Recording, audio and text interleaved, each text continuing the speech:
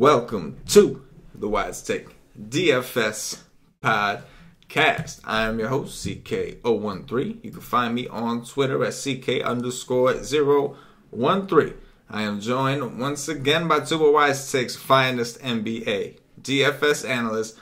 First up, we got our boy BKBorn. You can find him on Twitter at BKBorn8315. BK writes our cash game articles, and he also has GPP pivots listed for every position just to hook you up because he does play himself some tournaments. And as a matter of fact, he's got himself 2 tickets in this Friday's FanDuel's $444 contest. So we're bringing on Big K, making sure he's prepared. Brought him on. Double dose of BK this week. Gonna have him on the show tomorrow to break down his own slate. BK, my man, how you doing tonight, bro? Tonight, okay, I guess. Probably break even. I wasn't on the best of plays, but I was on a lot of the Spurs who kind of went off, so pretty good, I would say. Just not great. No, I didn't actually. So that saved me. You avoided the magician. You survived. Didn't you guys see that? Like, is it a bad injury? Is he out for a while, or will he be back soon? All they said was like MRI for tomorrow, so we won't know anything. They don't play tomorrow, so but they are going to do an MRI tomorrow. That's all we know for now. Interesting. Fair enough. Also joined once again by the true OG, Paulie D. You can find him on Twitter at Paulie with 8 Ds. I had to think about which show I'm on for a minute. If it was the Y stream, I was about to say some foul stuff, but this is not the Y stream. This is the YouTube show and the Facebook show. And so, Paulie, how you doing, bro?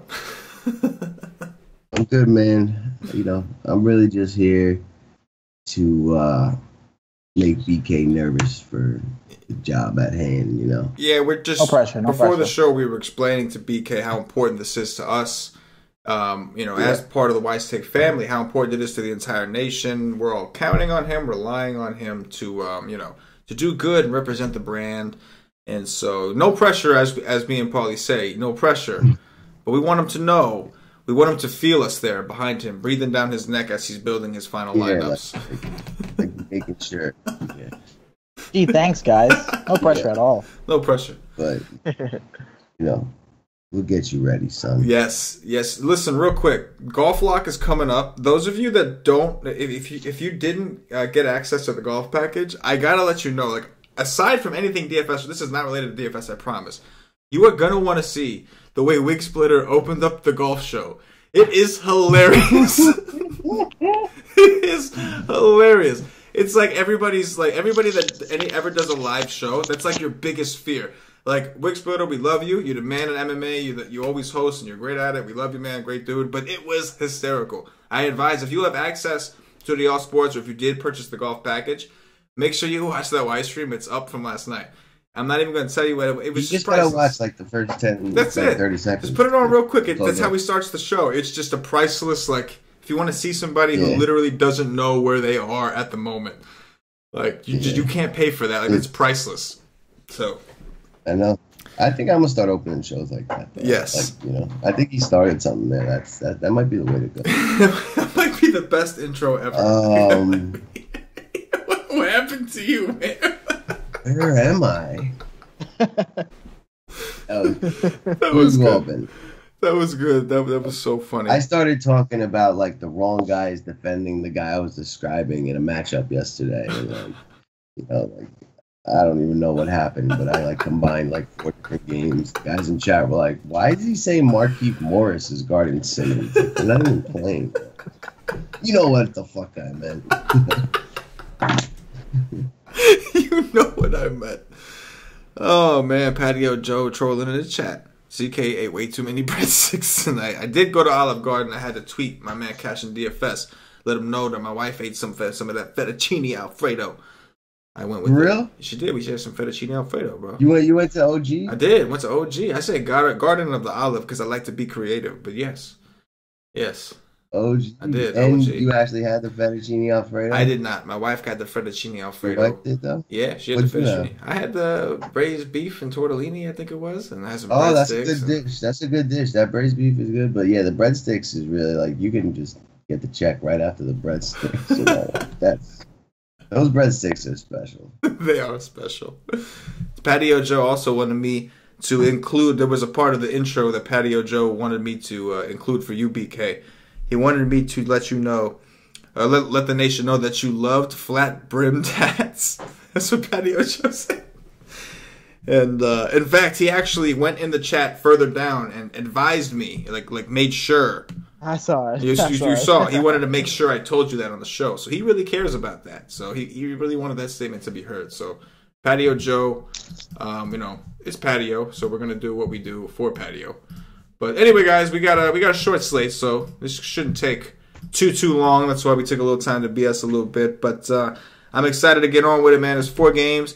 BK, this is like basically like the day before. This is the warm up, man. It's the It's your training day. Training day. In the chat, somebody said gangster style. Yeah, gangster style training. Warm up. Warm up. Let's do it. We gotta go back to the office. We in the office, baby.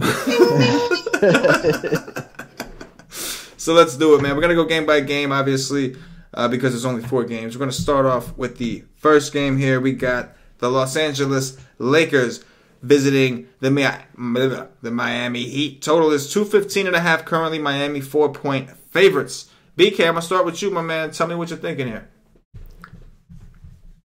All right, so in this game, I like Miami more. Obviously, they're paced up. I don't like the Lakers too much because they're paced down. So I'm gonna start with Dragic against Lonzo Ball. I like that a lot. He's 6,700. Definitely some upside there. Lonzo Ball is kind of tricky because his minutes are going to go up. So he should be right around 30 minutes. He's been playing well in limited minutes. And based on the projection, if his minutes go up, you would assume that his production will go up. But Dragic is obviously a good defender. I think he might start this game too. So it might be Ball's his starting game. But Dragic's a good defender, so kind of might be based on ownership for me there. If he is low owned, I might go there. If he's high owned, that's a fade for me. I want him. What I want is for him to do bad in that matchup, so I can play him in his next game, where his price will hopefully go down. But it's who's his next game tricky against? spot. It's not Friday, so it's gonna be Saturday. That's something I haven't looked at yet. Yeah, who cares about Saturday? Who cares about Saturday? It's all about Friday for BK all day. I'm with it. I'm playing the tournament too. Have you decided? Are you gonna go in? You going in? It's BK's Yeah, moment. I told you I gotta add. All right, some there we dead go. money for There you go. Yo, Let's go. I'm just doing it to take out. Like, I'm like giving you overlay. Yeah, man. He's I'm shaking. not even gonna It's just build So you're gonna shaking play a bait. bunch of guys who are injured, right? You can't play any not actual players. injured, but like I'm Oh, gonna have. okay. You know what it is? Backtracking. Paulie's in the I'm gonna have NASCAR like spirit, you know. sick lineup, like I can come in first. Today You I can played come in JaVale second. You don't have McGee, to. and You don't have to everybody back laughed down. at me.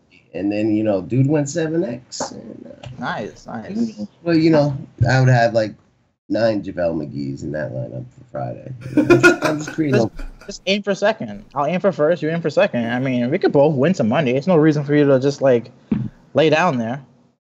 Yeah, Yeah, think about it. I think. Maybe I'll just let you build my lineup. You can make 3.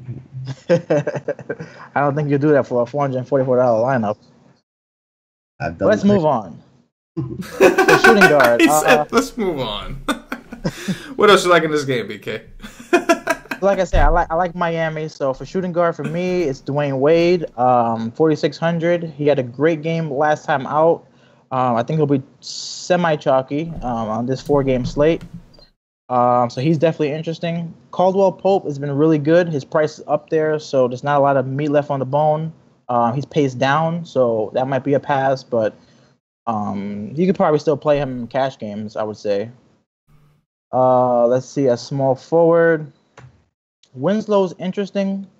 He still starts. Well, he's been starting, I would say. He's 3,900, definitely paced up. So he will be low owned, in my opinion, as of right now. So that's definitely interesting. Josh Richardson, he's going to get KCP defense. So that might be likely a pass. And Brandon Ingram at 7,400 against Miami. No, thank you. Power. Lonzo starting.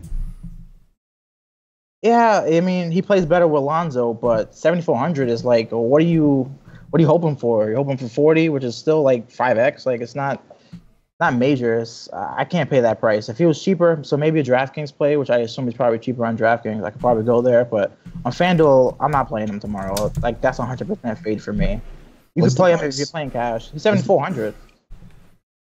He's 74, right? Yeah, Mhm. 7,400. Yeah, I can't do that on FanDuel. So 74 not against against Miami. Yeah, against Miami. Yeah. So that's a pass. Power forward. Kuzma's only 5,500. That's okay. I probably won't go there, but he could still have a good game. Olynyk was injured. Let's see how his 24 minutes the last game. Probably depends on if he starts, which I don't think he will. I think James Johnson will continue to start. Actually, he didn't start. Winslow started, but to me, this is the perfect James Johnson spot. He matches up really well with Randall. I see them, so I think he can get a boost in minutes. His last game he put 4.4 FanDuel points, which is absolutely terrible. But before that, it was 22, 32, 37, which at this price, he's only 4,400. Like that's really cheap. So that's like 6, 7, 8x. So that's very interesting against Randall, which I think that's where he'll likely be. He'll be because they can go small. I don't think Whiteside is going to play a huge amount of minutes. It probably depends on whether the game is, close or not. If Whiteside does play, which I'm going to move to center now. If Whiteside does play a ton of minutes, let's say 30 minutes. 30 minutes against the Lakers, he'll crush. 40 is like a minimum, like his floor. But if he gets the usual 25, 28 minutes, they can go small.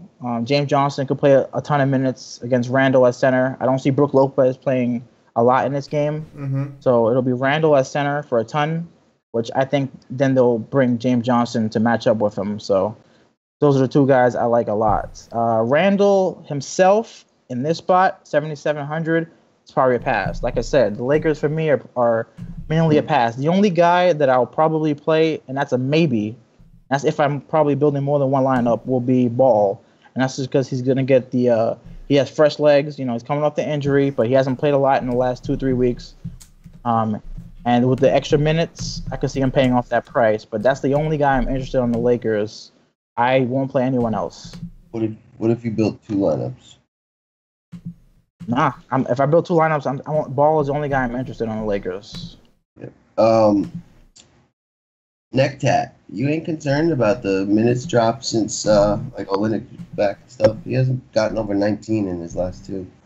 Let's see where he's at. His minutes haven't been terrible, right? It's They've been pretty 16 rough. and 19.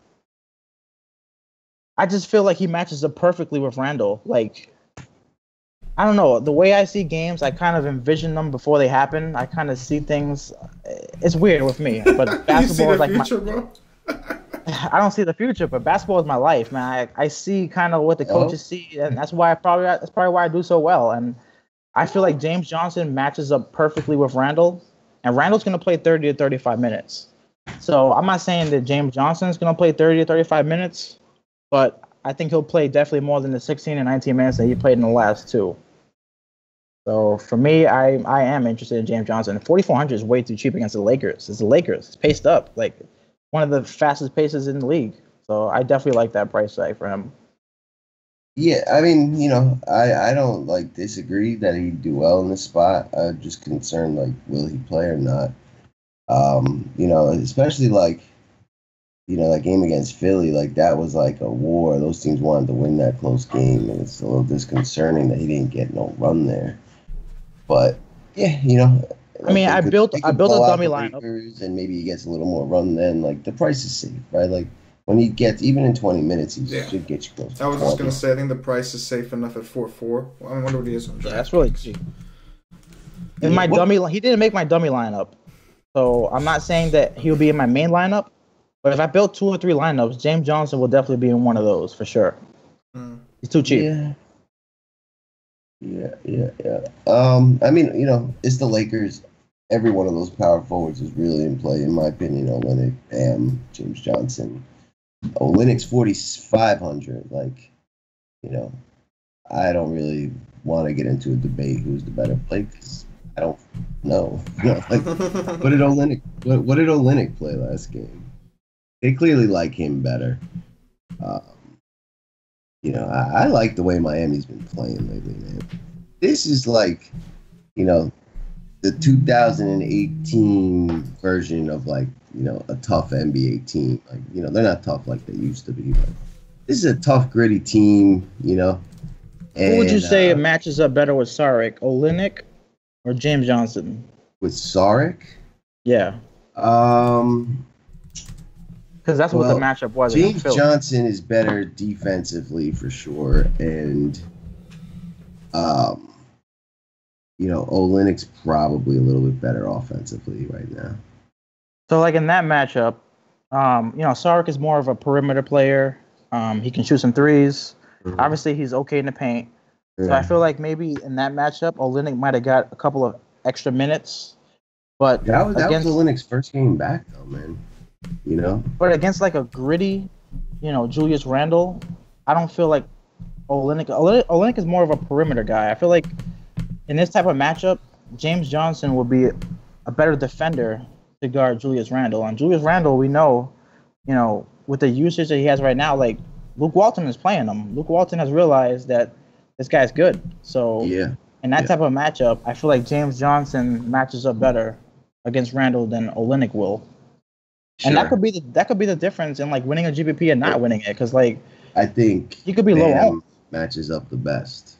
I think he's just a little sluggish for Randle or Whiteside, But I don't know. I think we talked too much about James Johnson. Honestly, yes, like a lot of James Johnson. I don't think he'd make your main team. Well, it's a 4-game slate. So. I was just pointing out that his minutes have been a little lower. Like I didn't know till I looked. Get it. Yeah, the Lakers, when they are starting to get healthy, it's like a crowded situation. It's like I don't mind Lonzo Ball either if he's gonna start, or even if he's not, because his ownership will probably be lower. I believe the Heat have actually not done very well against point guards lately. Let me confirm. I want to give you news. Last 5 games or so. I know before the All-Star break, that was like the cheat code going into the All-Star break. Like, Dragic was just getting crushed by everybody. Like right before the All-Star break, he was getting dominated. Yeah, and they are like the 7th worst against the point guard right now. So take a look at power forwards real quick. I mean, I know it's not like I'm assuming it's Anthony Davis related, but the last 5 games against power forward, Miami has allowed 83.5 FanDuel points. I'm assuming that's because of Anthony Davis, but like that's insane. That's insane. I got 92.9. I'm looking at DraftKings, but yeah. So we're in the same thing. 4th worst. Sure. Like Anthony Davis going for 100 can definitely inflate that, but it's every power forward that plays a minute in those games. So it's like, there's 2 power forwards or 3 or whatever. Like they've just been getting beat up pretty bad. I like Randle for sure. I don't respect Whiteside's defense very much. Like he's capable of getting some blocks, but most guys do pretty well against him. It's mainly for me. It's just the pace down, and the price. Like he's priced up, and he's paced down. So for me, it just kind of like takes him out of play for me. Who? Randle? Randle, yeah, because Miami's 3rd best against centers right now, and he plays mostly center. Like I said, his price is kind of like 70-something hundred? Like you want 40 to 50 at that time. I mean, I can't do it. Not against a pace down team like Miami. Now you're confusing me because we just spent all that time talking about neck-pack guarding him. But if he's you said Randle. Yeah, and he will play some center, but that. Like I said, the Lakers for me is a no. Yeah. I'm not going to pay the prime prices because they're all priced up. Every single one of them except for Lonzo Ball is at their max price. Ingram is max price. Randle's max price. KCP max price. I'm not gonna pay max price for these I guys ain't never paying in a pace down 6,600 spot. KCP. The only Laker that I'm like interested in I still is think he'll get you 30. Isaiah Thomas. I can't even do that, but you can go there. I can't. 5,400. We just pointed out that they're beating up the point guard's a little bit against Miami, and he's been shooting poorly. 4 of 10, 1 of 5 from 3, 4 of 11, 5 of 12, 3 of 15. Those swings change, but the minutes, the usage are pretty good. 24 through 26 minutes, 34%, 26, 29, and 19% usage. Those are healthy numbers. A guy at 5'4", I could definitely take a shot. But yeah, what's the spread on this game? Do you guys know? Yeah, I said it to start. It's Miami -4. Miami -4? Mm-hmm. Yeah, Lakers have been playing pretty well, so yeah, we'll doesn't back. surprise me. I could see if the game's gonna be close. I could see there being some good stuff here, and yeah, I'd lean more towards the Miami side. I like Dwayne Wade. I like what he's doing. I like Miami. All of Miami, they're all too cheap. All of them, every single player. Also, but then you got the Lakers. Also, there's a couple things also about Miami. Miami is also going to be shorthanded. Tyler Johnson didn't practice today. He's got sore quads, and Ellington as well. He also had sore quads. So there's a chance that there could be missing 2 of their guards, 2 guys that are heavily in the rotation. If this is the case, I think Dragic is heavily in play on FanDuel. He's underpriced. I think that Josh Richardson is definitely in play at 6'1". He should play some backup point guard in that scenario. And, of course, like you said, BK, Mr. Dwayne Wade, who's still underpriced after going nuts against Philly. Although I'm a little worried that D. Wade could end up being a little bit of a trappy kind of play. I'm worried about ownership there because of what he did. So I'm a little bit more on Richardson right now and Dragic. And so I don't mind the James Johnsons. I don't mind it. But the problem for me is, that's not where they're thin. They're thin at the guard spot. So I think I'm a little bit more interested in the guard spots where they don't have a choice and they have to play these guys even if the game blows out or stays close regardless. On the other side, I'm with you guys, though. There's not much from the Lakers side that I really want. It's just like I agree with you. They're overpriced. They're in a pace down. They're on the road. There's just not much that I think I want from the Lakers side. I think it's Miami, the thin guys especially, right? These are the guys that stand out to me. I don't mind James Johnson. Don't get me wrong. We can get into that debate, but I definitely want some of these guards. You know what I mean?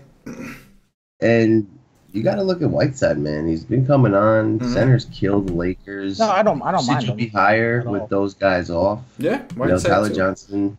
Yeah, and Ronnie Magruder is going to be a seriously good value play. He's very similar to Ellington. He had 10 threes in a game last year. They just brought him back up. He came back from injury. And if Ellington's out, he's going to play that exact same role, shoot 10 threes. That'd be a good, probably mid-price play also. Yeah, I agree. Even Justice Winslow got to take a look at 3-9 against the Lakers. Yeah, this is a spot where Winslow could do well. Yeah. Let's move it on over to the next one, fellas. Philly at Cleveland. Total is 222.5. Wow, that's pretty damn high. Cleveland is a 3.5-point home favorite. BK, swinging it over to you, my man. What are your thoughts here? All right, so this game is what I call the beginning of the LeBron Bowl. To me, season's almost over. You're going to see a lot of teams who feel that they have a chance at LeBron. Teams like Washington, teams that just are remotely decent that feel like, hey, LeBron, if you come here, you can get this, this, and this. We can go here, here, and here. So I feel like you're going to see a lot of guys kind of buddy-buddy with LeBron, and you're going to get A games out of people who are playing LeBron. So obviously you heard the news about Philadelphia, some company putting billboards up trying to get LeBron. Mm-hmm. I didn't hear that. You didn't hear that? Oh, you haven't heard? You haven't seen it? It's all over the place. Philly bought a billboard in, somebody. It could have been a fan. It's probably a fan. It's Power. Yeah. It was I don't know if it was a fitness company or something like that. Yeah, but it's some kind of fan. They put billboards up. They put billboards up in Cleveland. In Cleveland. No. It wasn't Cleveland. It was Philly. It was Philly? I thought somebody. Philly, yeah. I could have sworn somebody else bought a billboard in Cleveland, but then maybe that was something else. But either maybe way, that's something else. But no, you're right. I'm sorry. I think it was when LeBron was going into Philly to play. Right? Was it something like that? Because why would they do that? No, there was a reason. Why would they did it? They know. They know that LeBron.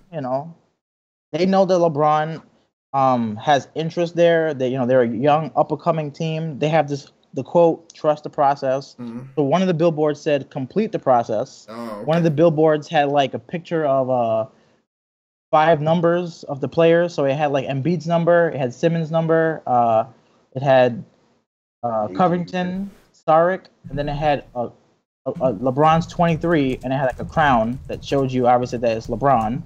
So it's just like it had 3 separate billboards with kind of like showing LeBron that, hey, we're trying to get you here. I did see a report that said... It says right here, LeBron James urged to switch to Philadelphia 76ers via 3 billboards in Cleveland. You sure it's Cleveland? I'm looking at the article from CNBC. It says 3 billboards in Cleveland. The Google machine tells me this right now. Like, isn't that like the biggest, like you want to talk about taking your stuff out and smacking, like challenging somebody to a duel with your junk? That's like, how you gonna go? You're gonna go into Cleveland. You're gonna go to a different town and put up, because you're right, BK. That's the kind of stuff that said complete the process. Like, how are you gonna go into, like, you know what I mean? Like, the dude's city, and throwing stuff up like that? Like, wow, like that's like 3 billboards. Like that's like LeBron like set that precedent. He's basically like shopping because he's a fucking joke who like tries to put himself on the best teams possible to make the playoffs because he's got like if I'm a Mets fan, right? He's not as good as Michael Jordan. I'm a Mets fan, right? So like if I see a billboard around here with like like the freaking Philadelphia, even the Philadelphia Phillies, I'll let that go because that's close here, right? But like say like the Miami Marlins or the Atlanta Braves, right? Like I can't see something like something like that trying to take away my best player, like trying to take away Jacob DeGrom or Thor. Noah Syndergaard. Yeah, man. Like I would that would cause that would cause outrageous, a problem. But LeBron probably likes it. Oh yeah, I'm sure he does. Wow. LeBron's got like selfies next to it. Like, look at this. Yeah, it's my little wall. LeBron, whatever team he goes to, is gonna be like when Albert Pujols went to the Angels. Oh, that is not buying at the top of the market. Yo, he's still got some. This guy's getting bro. old, You can't Pujols his ass just yet, bro. Come on, man. The latest report said that during the All-Star break, LeBron was looking at private schools in Philly. Wow. So obviously he has interest. Supposedly his cook and like 2 other like people that work for him moved to LA already too. But like that's all like nonsense. Yeah. But, like literally, if he went to this team, like that's just ridiculous. Like if I was Embiid and Simmons, I wouldn't even want this guy. Like that was their team right now. Why would you want to bring him in here and like he's said Kyrie running? Like that's not a good sign. Oh my God! But that's a good point. Guys are gonna be trying to like impress LeBron. Yeah, for sure. Yeah, I mean, the season's almost over. It's probably another month or 2 months. So you're gonna see a lot of people bringing their A game against LeBron, basically. So who do you think is gonna bring their A game in this game? Yeah, that's they the always question. do that. That's the question, BK. Who are the guys you think that are bringing it? All right, so obviously from this game, from Philly's side, Embiid, obviously, he's been playing better. He's 10-5 on FanDuel. Cleveland doesn't have exactly an answer for him matchup-wise, so he could dominate here. And I'm sure he's going to want to. He's going to want to show LeBron, what he's capable of. So LeBron could hopefully come alongside of him. Simmons is the one I'm a little bit worried of. I just don't think that Simmons will have a good game here, but he's also going to try to obviously impress LeBron. Or maybe he won't. Maybe he doesn't want to lose his role as a facilitator for this team. So we don't know exactly how he would feel. Covington is the kind of guy who, if LeBron came, you don't even know if Covington would lose his job. He might think that, he may try to impress LeBron. Or at the same time, he's already losing his job, bro. Yeah, so his prices dropped because of that. Yeah. And against LeBron, players against LeBron is obviously where you want to attack. He's 5,200. He could be somewhat playing for his job. I put that in quotes. He could have a good game here. So he could be, and at really low ownership because I don't see anybody playing Covington tomorrow. Guys like Redick, he could lose his job because in that billboard that we saw, he wasn't even on the billboard. So that would mean that he'd be gone or he'd be coming off the bench. So it's just, guys like this are going to have a little bit more incentive against LeBron for whatever reason, whether they want him to come, whether they don't want him to come. So going forward towards the end of the season, I'm going to want to stack teams against Cleveland, and Cleveland exactly hasn't been playing well, so there's no problem with doing that. TJ McConnell is 3,900 on FanDuel. He had a decent game his last time out, and his price actually dropped. So he had a really good first half. I think he had close to 20 FanDuel points, if not over that, in the first half. He just did nothing in the second half. But 3,900 for him is really cheap. If I look here on the DVP, Cleveland is, I mean, they were like the worst. It seems that they're improving a little bit, but that's just over the last 5 games. So over the last 10 games, they're still complete trash. So after the trade, Cleveland was like the worst against point guards. Just because they're improving now doesn't mean that they're just getting better. They could just be playing against less usage. We have to acknowledge one thing though, like defensively. Not that George Hill's a defensive world stopper, but he is a significant upgrade from Isaiah Thomas. Like we have to acknowledge, right? Like he is a pretty. I mean, not saying much. It's Isaiah Thomas, but according to DRPM, they have George Hill ranked as the worst defensive point guard in basketball. Worst? Oh, okay. Wow. Well, there you go. Then maybe it is. But, well, yeah, like I said, after the trade, they were still the worst team in the league. Even way after the trade, 5 games after the trade, they were still the worst team against the point guards. Mm-hmm. Only right now that you're starting to see a little bit of an improvement, but I wouldn't go too heavy on that. It could just be less usage guys that they're going against. Right. Mm-hmm. And then from the Cleveland side, George Hill, he had a great game his last time out. I'm not going to pay this price.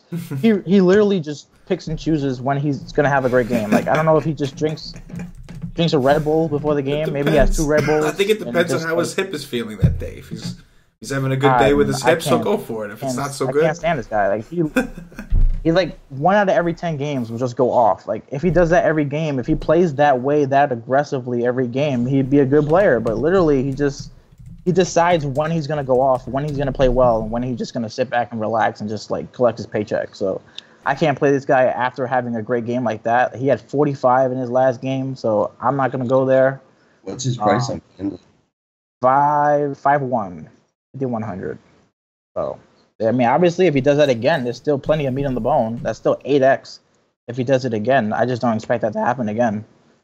Rodney Hood, 4,400. His price went down again. I think it went down again. He played 30 minutes. His minutes have gone up the last 3 games, like 24, 28, and 30. Like I've been saying in my articles, like this is going to be a guy who's going to play 30 minutes a game going, towards the end of the season. He's going to get those minutes. He might even at towards the end of the season, start over J.R. Smith, or he may play over, Cedi Osman. I think he'll eventually will start. He's just right now, he's not too comfortable. I did hear, and as I watched the last game, that the coaches want him to be a little bit more aggressive. He did that in like the first quarter or the second quarter, whenever it was, but then he just went back to his normal self. He didn't have a good game, but eventually he will. Whether this is the time to play him, probably not for me against Philadelphia. Yeah, it is paced up, but if he's going against Covington, that might be a pass for me. Maybe I'll wait for a spot where he plays paced up against like the Lakers or Phoenix or Sacramento or not that they're paced up, but against a weaker opponent like that. I like Marco Bellinelli for Philadelphia. He's been playing close to 30 minutes a game, and like no one knows that. Like no one's been playing this guy. He's like unowned every slate. He's 4,100. It's just a matter of whether the shots go in. He hasn't been shooting great. Like 50% in the last game, which is okay. He took 12 shots. But it's basically right now it's just points for him. He's not getting rebounds. He's not getting assists. No blocks, no steals. But it's 26, 27 minutes. So his last 5 games, 27, 25, 27, 27, and 26 minutes. And he was min-priced. Now he's 4,100 going against what seems to be the worst defensive team in the league because they just can't get it together. So on a 4-game slate, if you want to differentiate and have a player that no one else is going to have in your contest, that's somewhere you can go. LeBron is an absolute yes for me. He's been absolutely crushing, getting 50 to 60 every game. So he will be in my main lineup tomorrow. If I have multiple lineups, if I have 3 lineups, he'll probably be in 2. What's his price? He is 12-2. so it's priced up. But like I said, he's dominating. Like he hasn't had a bad game in a while, so I'll definitely be going there tomorrow. And a power forward, Larry Nance just isn't doing much. I don't know what Tyler Lue is doing. Like this guy should be starting, but he's just not. And that's it for Cleveland. So that's it for this game. Okay, Paulie D, what you got for this game? Yeah, it's interesting, man.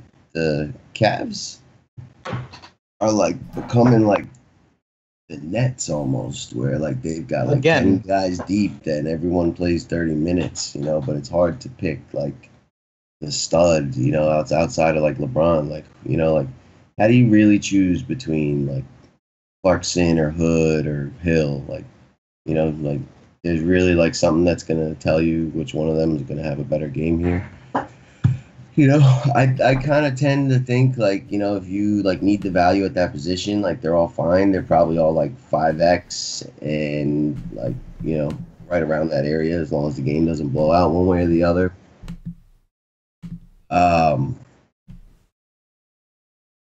Man,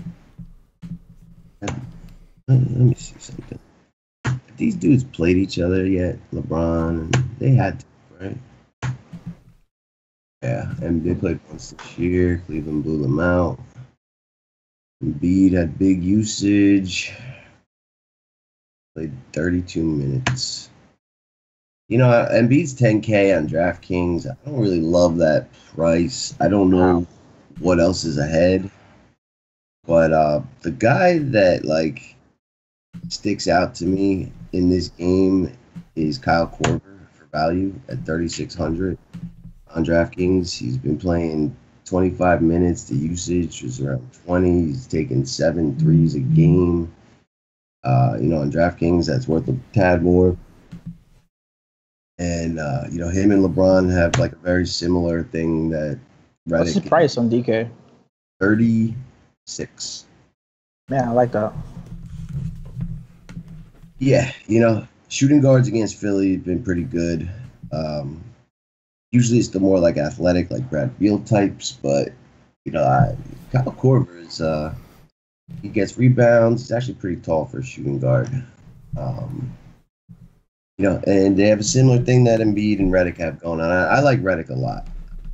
5,200. Again, another guy that's gonna take 8 to 10 threes. I would imagine that the Cavs are gonna, double Embiid either with LeBron or like a Larry Nance when he's in the game.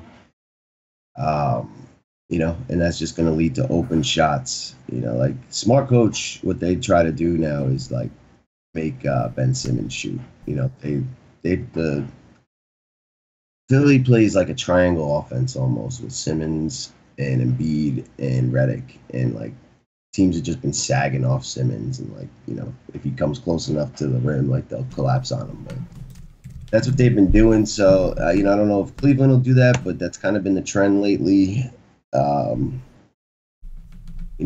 Big over under. Like I think you want to get some guys here. Simmons on DraftKings is 8,600. I think just like the discount and the lower ownership, I could take a stab at that. If Philly's gonna stick in this game, I think like he's gotta have to have one of his better games. Just the Cavs are definitely much better now, and they've got all kinds of weapons. But yeah, I don't know who I would play. I think LeBron is price expensive, but it is a 4-game slate. Like I don't know what's in the next 2 games, but he may be the stud you just want to go get. But he's definitely going to be popular on this slate. I could always play Jordan Clarkson. He's 4,600, pace up spot. He's taking shots. Yeah, I thought I would have liked more. There's nothing that's like really, really jumping at me. It definitely seems more like almost like a situation where you almost want a game stack. Like some of the guys that stand out to me, like BK. I think TJ McConnell's interesting for deeper tournaments. He's very cheap, and you could expect him, to play against the second unit, which means he could play against guys like Clarkson. So I don't mind that. I think a shooting guard. I can tell you one guy who I don't think I ever want to play again is Rodney Hood. I mean, game theory wise, like I guess, but he just burned everybody. Like I know there was a lot of good people on him the last time he played, and he didn't do a damn thing. And so I think I prefer Clarkson for 300 more. The usage has been there, and then Redick for 200 more than him. I'm talking about FanDuel, of course. I do like that combo, Redick, Clarkson, like two of those guys. I don't know if I play them together, but maybe pick one of them depending on which game flow scenario you're gonna play this game with. But there's some guys, but like for the studs, for the Ben Simmons, for the LeBron, for the Embiids, it's like I'm gonna need the correlation. I'm gonna need to go maximum. I think LeBron's the one guy who I get it from a raw points perspective. If you just want to say, hey man, I just think LeBron's gonna go for 60. But under normal circumstances, 60 may not be enough for a guy that's 12K. Like you'll take it, but if this was a big slate, you're looking for higher point per dollar kind of stuff. So I will, in this particular scenario, like Paulie said, I'll settle for the LeBron on this slate, even though he's 12K. It's a small slate, so he's overpriced. But I'm just gonna have to eat that because he could be like a raw point situation, and he's home against Philly. I'm sure he's going to want to play well too. If he likes the attention he's getting from Philly, he's going to want them. He's going to want to play well and say, "Yeah, you should be coming after me." Like you know what I mean. So I can see a scenario where it's like, aside from LeBron, if everybody else gets there, like it's got to be a really good game. But I do expect a lot of ownership to be concentrated here, though. Because it is LeBron. Yeah. So there's a lot. On DraftKings, I'm not going to play LeBron. Like. There's enough other good studs to pivot to, and he's going to be so highly owned. And I wouldn't play him on DraftKings. I prefer the balanced build on DraftKings anyway. Mm-hmm. And he's going to force you to get some ugly value. And we haven't really talked about anything too exciting yet at value. Next game's come. Yeah, okay, we'll see what we come up. But I don't think I'm going to go there. I'd really rather grab Dame Lillard against Jeff Teague that's coming up and. Right. Go balance the rest of the way. And that's the thing, on DraftKings, you have situations where you can avoid these kind of guys. On FanDuel, because there's nobody else at the position, you might have to play him. Because if he does go for 50, there is a possibility that nobody else down here does that. And so from a raw points perspective, you could get screwed. Don't get me wrong, there's certainly merit. You can take the chance and fade him, but it's your odds are kind of against you because he is so far. Like on DraftKings, you don't have to play any of these guys that are listed at small forward. You can just say, I'm just going to play a guy that on FanDuel is power forward, but on DraftKings I can play him at small forward and just avoid this whole position if you want to. But on FanDuel, you got to pick one. It's tougher to avoid a guy like LeBron James, and that's why they take advantage of that pricing. Let's move it on over to the next game. Brooklyn, BK, here we go. Talk to me about the Brooklyn Nets. Total is 214. Sacramento Kings are 1 point home underdogs. And Brooklyn at Sacramento. Talk to us, BK. What you got? I know you're a Knicks fan, right? You're a Knicks fan, right? I'm a Knicks fan. Yeah, I thought so. I thought so. But he's BK born in Brooklyn, so that's all. Or BK Bork. No, BKBorn. If you're playing Shut on up. BK. BK Bork on DraftKings. That Bork life, son. Anyway. Bork life. So, Hashtag this is where you're going to get your value from. In this game, I would say you're going to have some guys from this game. Some of these guys are going to go for the 6 or 7X that you want. Starting at point guard, I love De'Aaron Fox against Brooklyn. 5,800. His last game, he's playing 30 minutes a game, basically. His last game, he put up 34 against Portland. At this price, that's close to 7X. Against Brooklyn, I think he can get right around the same amount of points. So I definitely like him. 4K? No, he's 58 on FanDuel. 58. Okay. If he was 4K, he'd be a lock. Yeah. Right. So that's where I like 30 that. points, that'd be like 7X. He put up his last game. All right, so he's 5,800 right now. His last game, he put up 34 FanDuel points. So that's close to 7X. That's right around 6 something, but that's close to 7X. More like 5.8, but yeah, okay. If you say so. I'm not that great at math. Okay, I'll take it. So that's what I like at point guard. I think Spencer Dinwiddie is too expensive. I'm going to lean more on most of the Sacramento plays because they're getting more of the minutes than the Nets guys are. But there are a couple of Nets guys that are really cheap. So going to shooting guard, D'Angelo Russell, he might be more interesting on DraftKings. I doubt he's this high price. He's 7,500 on FanDuel. Yes, he paid off this price in the last game, but on this slate, I don't think I'll go there. But he's still of interest because he could still pay this off. I mean, it's two bad defensive teams, so that's still okay. But I'd rather go with someone like Bojan Bogdanovic, 5,400. Whenever he's under 6K, he's almost a lock for me for cash because he always gets you to right around 25 FanDuel points.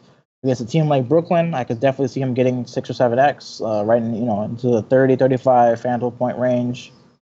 Buddy Hield is his usage seems to be going down now with De'Aaron Fox back, so that could be a pass. But he is the type of guy who could break a slate. He's been playing pretty well of late, but since Fox has been back, Hield has taken a step back. The guy I really like, who is already in my dummy lineup, is Karis LeVert. He's 4,100 on FanDuel. We had heard after his last, I think 2 games ago, he had a back-to-back, and on the first night he played around 20 minutes, and they said that he was going to be getting more minutes, even possibly starting the next night, which was kind of weird considering it was a back-to-back. He did not get more minutes, he got less. So my guess is that now that he has the rest, now that it's not a back-to-back, I think he'll get in the 28 to 30-minute range. And at 4,100 against Sacramento, that is a great play. So that is someone that will very likely be in my main lineup because I think he'll get you to right around close to 30 FanDuel points. And at this price, you'll definitely take that. At small forward, Amari Carroll is pretty safe, so I think he'd be more of a cash game play. He should easily get you right around 25 to 30 FanDuel points.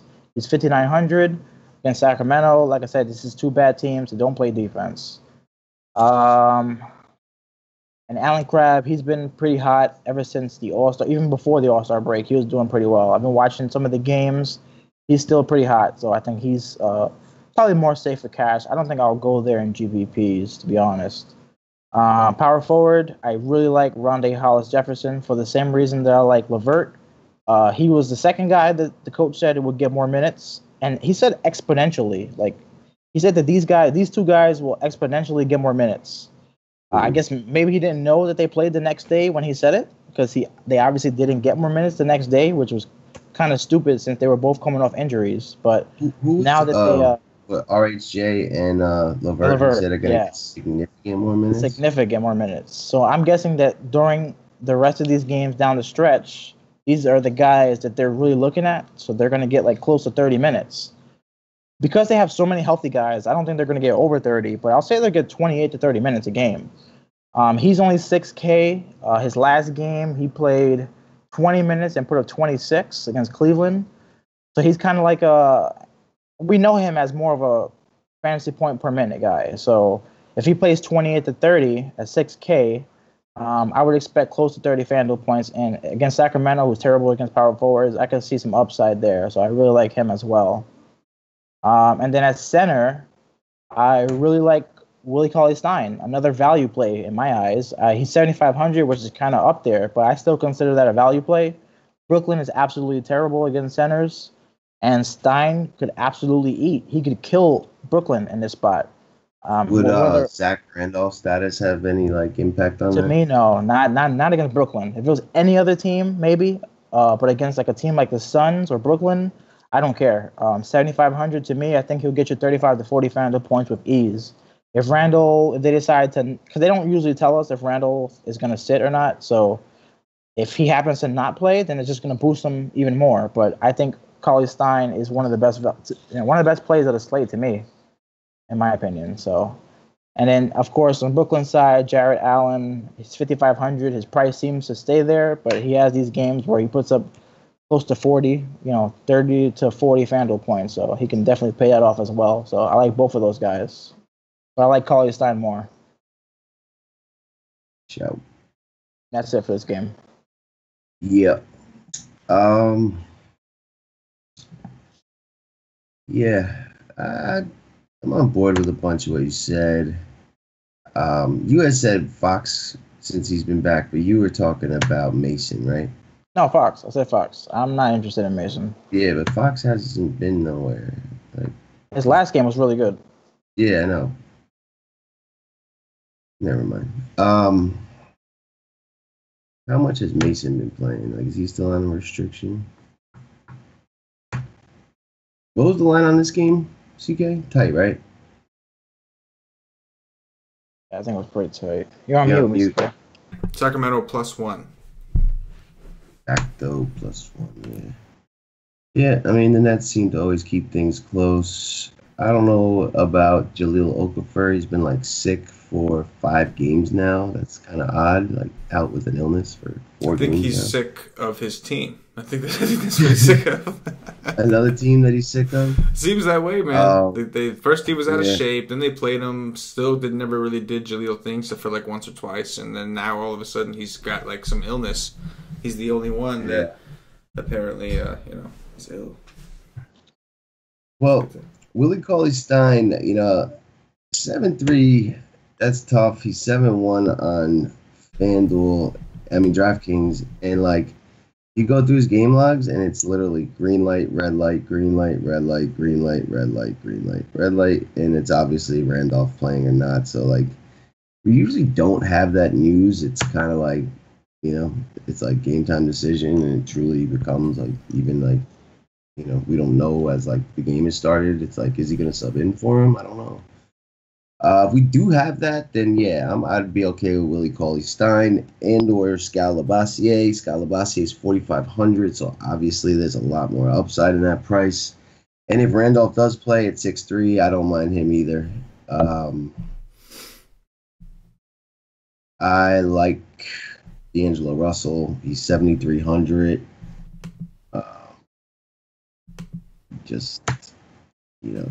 He's got 50-point upside pretty much anytime he plays.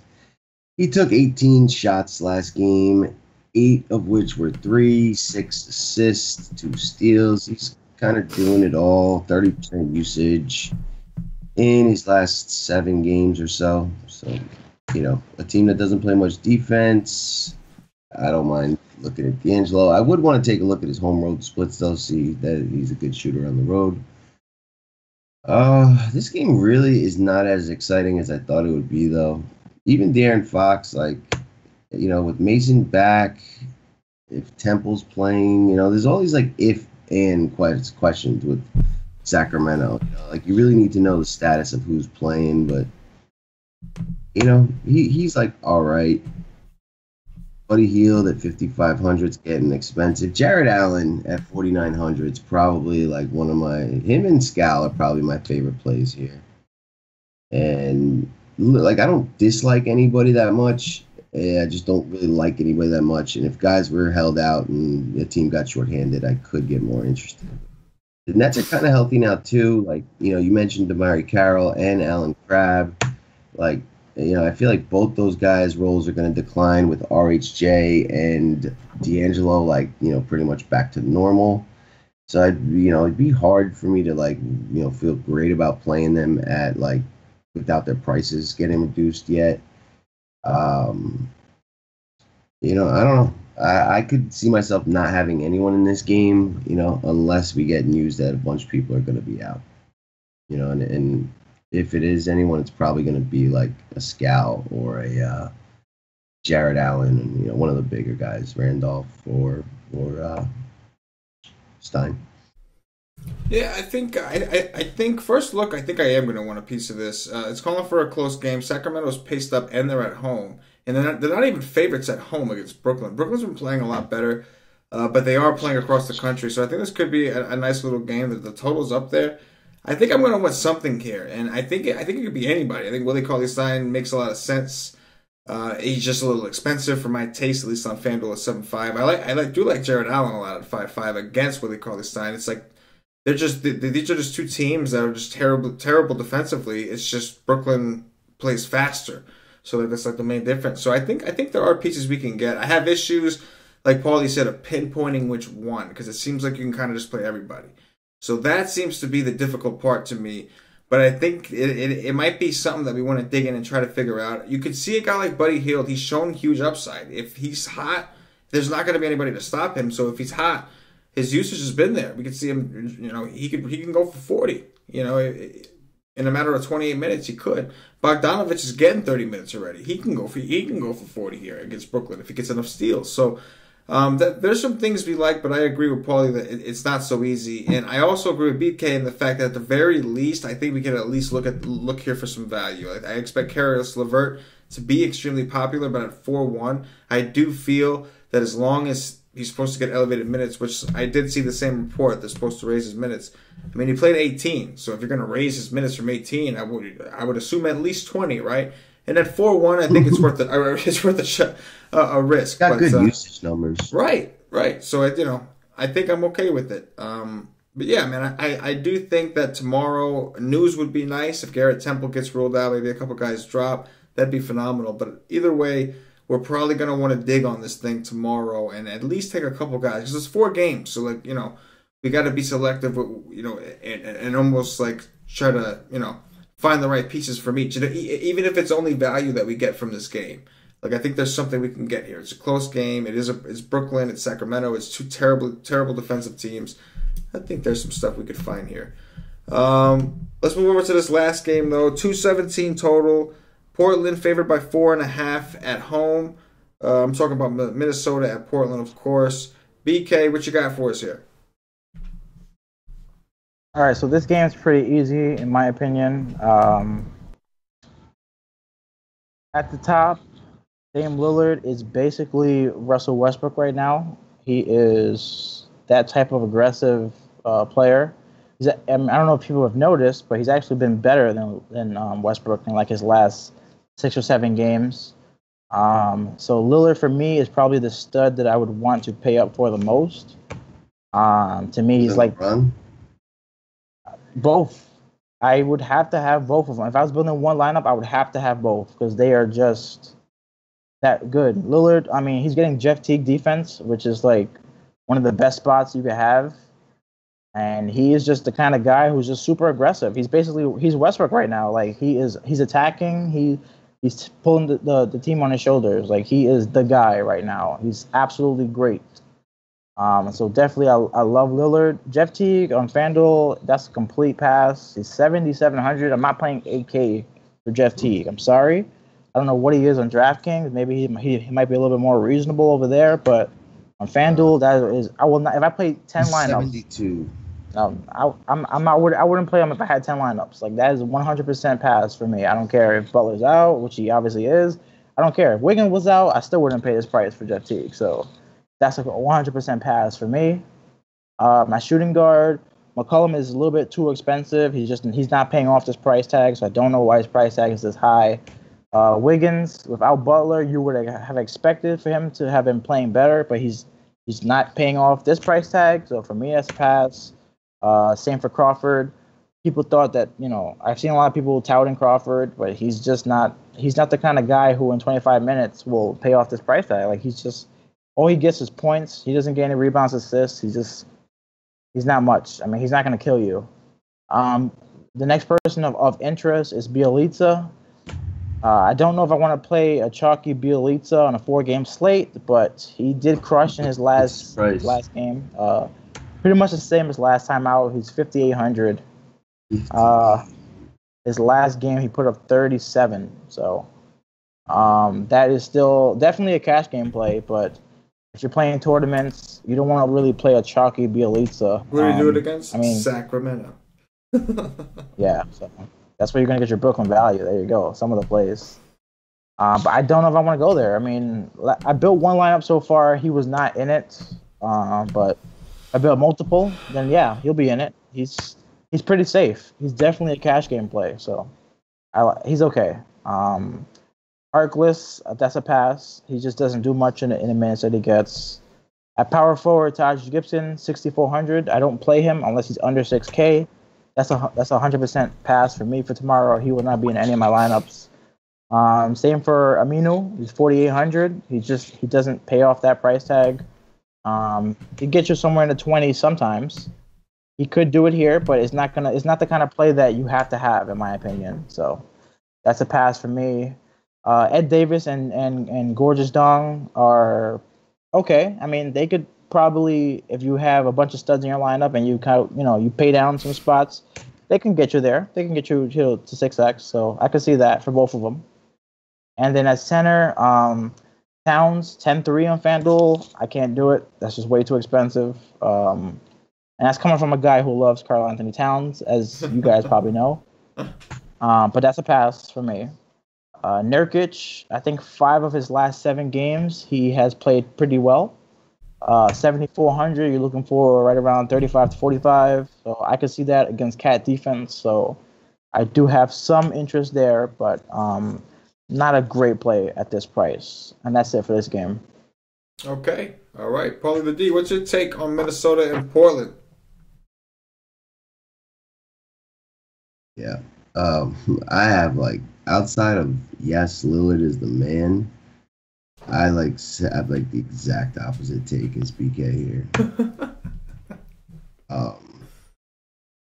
So I like Karl Anthony Towns against Nurkic and whoever else they're gonna throw out there. Karl Anthony Towns is like a stretchy kind of center. He takes a lot of long shots, and he's just a lot more athletic. I think he could do just fine in this matchup. I like pairing him up with Lillard instead of paying up for LeBron. Doesn't have great history against Portland, but I think the usage increases there. Bielitsa at 5'8", there's no chance I'm playing him. At 5'3" on DraftKings, there's still no chance I'm playing him. 14% usage. Took 9 shots, 32 minutes. I know he got there, but 4 steals last game. I don't know if he's going to get 4 steals here again. And definitely not at 5'8", I have interest in McCollum. He's actually had some really, really impressive numbers lately. That he's 6'9" on DraftKings, but what is he, 75 on FanDuel? 74. 74, yeah. Listen to these shot attempts. Or 72. He hasn't been hitting. 72. 5 of 18, 0 of 5 from 3. 8 of 24, 1 of 5 from 3.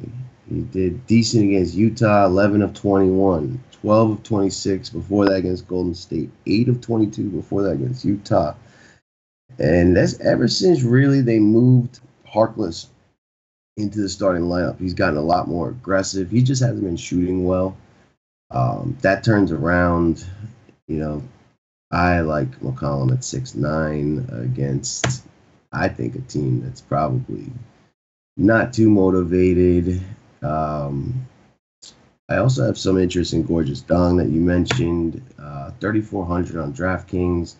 His minutes are now up to the 20s since Butler's gone. The usage is up to 19%. The shots are up. Free throws, rebound, everything's up. Up. I think he's a nice value play that will be pretty low owned. 3,400. I don't see how he can hurt you.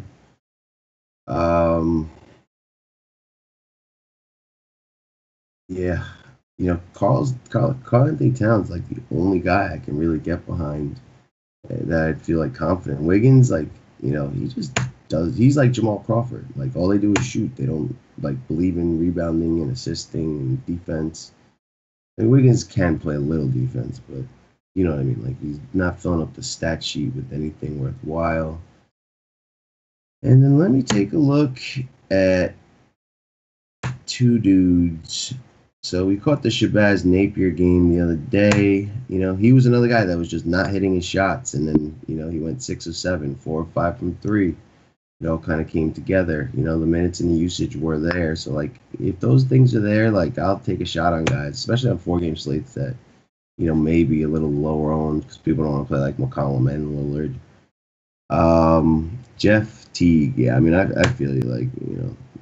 Paying 1.7, that's brutal, but the usage is very impressive. The shot attempts, 14, 17, 14, 2 threes, 8 threes. He got to the free throw line 12 times against Sacramento. Funny. He's had 3, 2, and 2 steals. Assists are there. 30% usage is pretty serious. Like, is he becoming like the main guy of this team right now? Is that what's happening? Uh, I don't really love that, but pairing him with Lillard almost makes sense. Like he's probably not going to crush that price, but like maybe a 5.5x. He's gone for 41 and 50 in his last two, and like there's a couple other 40s as you go further back. Like, is he like on the sauce, Jeff Teague? I don't know. I can't do it. I know. I hear you. Like I wasn't even aware of this, but he's been crushing. But yeah. I can't. 4-game slate. It has to be like the perfect matchup for me to play him, like against the Suns, something like that. But, yeah, man, I can't do it. I mean, not that price. That's crazy. On 4-game slates, like I like to really correlate my plays. So like if I love Lillard, which I do, like he's gonna call my name. Like I could really see a world where I have like a Lillard, McCollum, Teague, and then like Cat as like my first 4 guys in, and then just figure out how to make the best of the rest.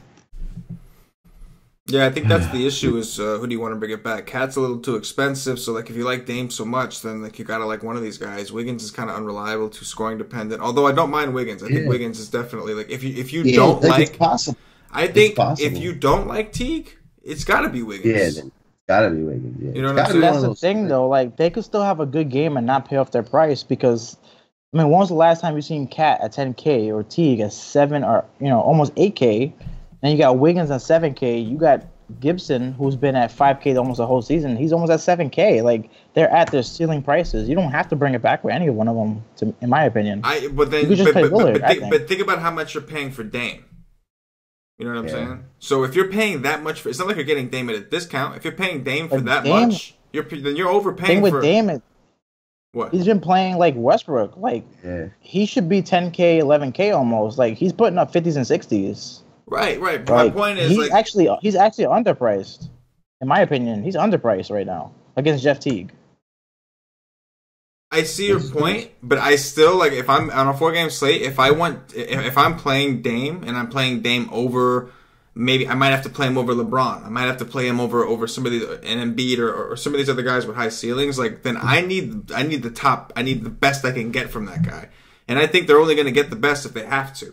If everybody else is kind of mashing and doing okay, then I don't know if Dame's going to hit value. Like is 5x going to be enough? Maybe it is, but maybe not. Not if I chose to play him over a LeBron or chose to play him over an Embiid or a Ben Simmons or whoever it is that may hit the ceiling that day. So like. I think obviously you could play Dame naked, but I prefer to bring it back with somebody like on a 4-game slate. Like I want them because like it's almost like you have to choose the games. Like you have to choose the game scripts of these games, and you have to kind of nail them. So in my opinion, you're right to a degree, but if I'm paying that price for a guy like Dame, then I'm gonna want like in my head one of these guys has to do it. You know what I'm saying? Like worst case scenario, they all kind of do mediocre and keep the game close. But I don't necessarily think that's the path. I think one of these guys, it happens every time, right? With these Minnesota guys. Usually it's one guy that does well. Like, I think recently maybe it didn't work out, but for the most part it's been Wiggins has gone for 50. If not, then Cat went for 60. It's like, or Teague went for 50. Like, it's been one guy for the most part. So I don't have reasons to believe that it's going to stop here. And like, Wiggins is only 6'9" on FanDuel. He's not in the 7s. You know what I'm saying? I mean, don't get me wrong. It's not a price that I want to pay for Wiggins on a normal basis, but everybody's kind of priced. Look at FanDuel. Everybody's priced up. You know what I'm saying? Like, I agree. You know what? I agree more on DraftKings with that approach.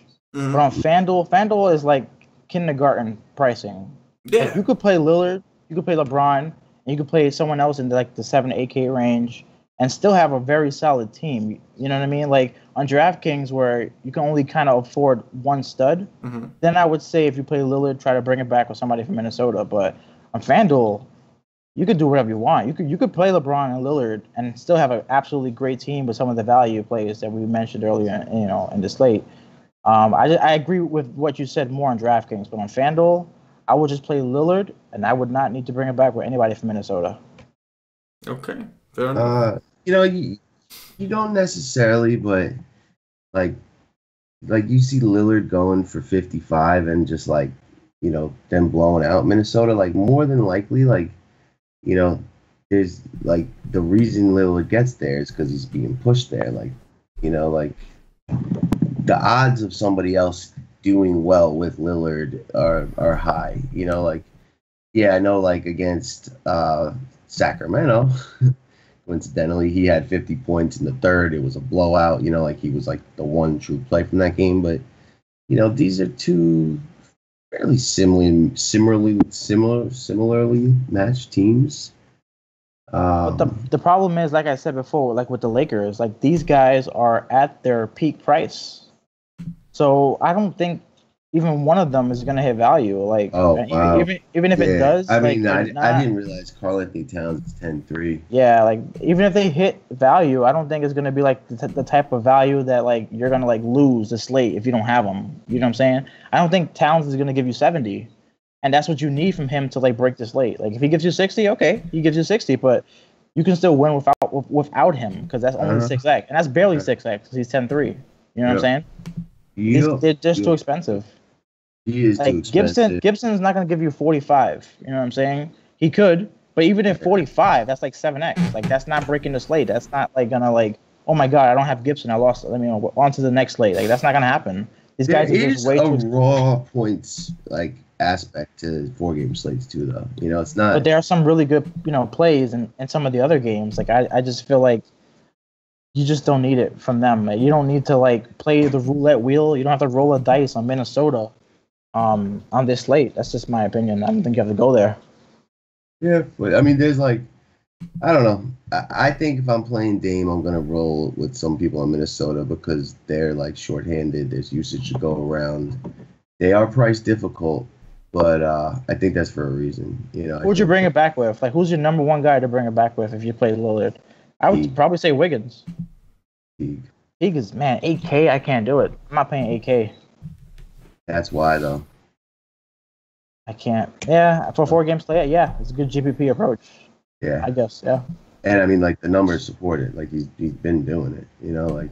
Yeah. And he's involved in a lot. You know, like he can get assists to do some scoring. Like Wiggins, it's Jamal Crawford. You know, it's like he's got to score 40 points. Yeah. But like, you know, it's probably like 50-50 in reality who hits like X amount of time kind of thing. You know, it is a coin toss. Let's do the top threes and see if we can actually pick 3 people per position that we like. Yeah, for a 4 game slate, this show is long as hell. Let's go through the top threes and make this quick, gentlemen. Yo, we gotta break him in, bro. You know, he's got the World Series of DFS in front of him. You know, We could have broke his ass in an hour. I don't think an hour and 15. I don't think we need an hour and 15 minutes to break his ass in. To me, that was like the We're worst with game two of the slate. podcasts. Like that was like I could have broke that game down quick, to be honest. Like, Then why I don't have too much didn't interest you? in that Let one. me ask you that. Then Yeah, why why didn't didn't, you? bro? How about Yes, that? Paulie. Why didn't I, Paulie? Why didn't I? I'm just fucking with you guys. All right, let's get to it. Damn, So, that's like the third top- time the top three at F-bomb point got guard. dropped. Yeah, top 3 point guard, BK. Let's do it. I'm gonna go Lillard 1. I'll go Dragic 2. De'Aaron Fox 3. All right, Paulie D. where are we? Point guards. I'm just messing. Yeah, I like Dragic on the slate. I like me some Isaiah Tom, and Dame Lillard for sure. All right, BK, shooting guards. All right, shooting guard. I'm paying down. I'm gonna go Bogdanovic. I'm gonna go D Wade, and I'm gonna go Karis LeVert. All right. Paulie D, what you got? Redick. Redick, Russell, and CJ McCollum. All right, BKBorn. All right, small forward, a little bit more tricky. I'm gonna go the small forward, right? Or we at shooting guard? Small forward. I'm gonna go LeBron 1. I'm gonna go Covington, and I'm gonna go Winslow.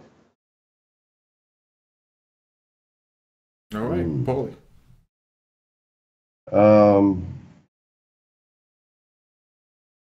Richardson, Winslow, and LeBron. Okay, BKBorn. Power forward, I'm gonna go Hollis Jefferson. James Johnson, and Zach Randolph. All right. Paulie D.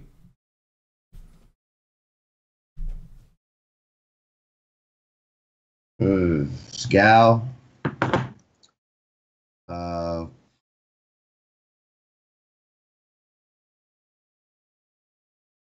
Calabas, Gorgeous D, and Larry Nance. Okay. BK. Center, I'm going to go Joel Embiid, Paulie Stein, and Jarrett Allen. Yep.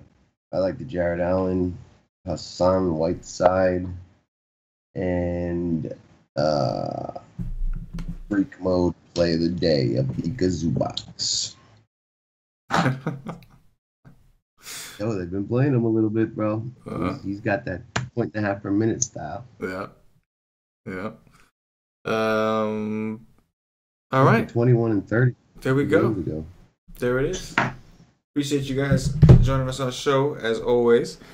Shout out to the Wise Tech Nation, those of you watching live. Appreciate you, as always. Longer show today, but I'm sure that there's a 4-game slate, so I'm sure you got the time to listen to it. And some interesting discussions. We did have some good ones there. The LeBron discussion. We had a few in there that were like, I was into those. I could feel it. Like we had some moments there. You know what I'm saying? Anyway, we're gonna get up out of here. So for BKBorn, for Paulie D, myself, the entire Wise Take Nation, as always, good luck. Yeah.